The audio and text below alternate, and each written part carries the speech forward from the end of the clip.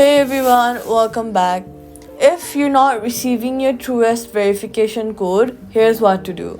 First of all, check whether you've put in the correct phone number or your email linked to the account that is correct. Ensure you have good mobile signal or internet connection. Try switching between Wi-Fi to mobile data. If you're not able to do so, make sure you're connected to a stable internet connection so your app operates smoothly. After that, look inside your spam or junk folder in your Gmail. Click on the three-line option in the top left corner, then scroll down, check in spam. Now if it's not there, check in the trash.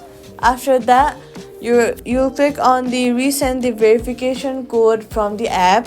If still not received, contact Truist support to confirm there is no issue on their end.